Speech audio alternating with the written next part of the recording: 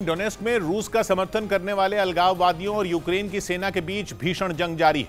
वहां के मरिनका इलाके में अलगाववादियों की तरफ से ताबड़तोड़ मिसाइलें दागी गईं, जिसके लिए कई मल्टीपल रॉकेट लॉन्चर एक कतार में खड़े कर दिए गए।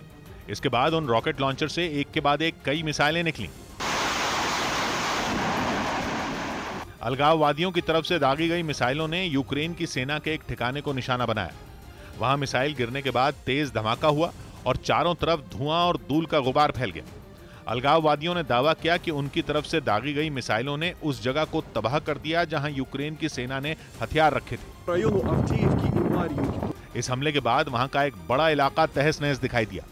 बमबारी से वहां के कई मकानों को भारी नुकसान हुआ। इस बीच वहां दूसरी जगह धमाके होते रहे, क्योंकि डोनेस्क के मरिनका में अलगाववादियों और यूक्रेन की सेना के बीच पिछले कुछ दिन से जंग और तेज हो गई। दोनों तरफ से वहां कब्जा जमाने की कोशिश की जा रही है और इसीलिए यूक्रेन के विद्रोही वहां लगातार हमले कर रहे हैं।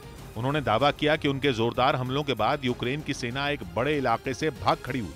इसके बाद अलगाववादियों ने यूक्रेन की सेना के कई ठिकानों पर कब्जा जमा लिया। वहां घूम घूम कर वो उन जगहों को देखते रहे जहां उन्होंने बम बरसाए थे। एक मकान की पूरी छत ही बमबारी से उड़ी नजर आई।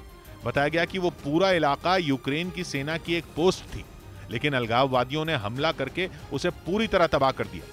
डोनेस्क यूक्रेन का वही हिस्सा है जिसे जंग शुरू होने से पहले रूस ने अलग देश की मान्यता दी थी। तब से यूक्रेन की सेना और विद्रोहियों के बीच वहां जंग चल रही है।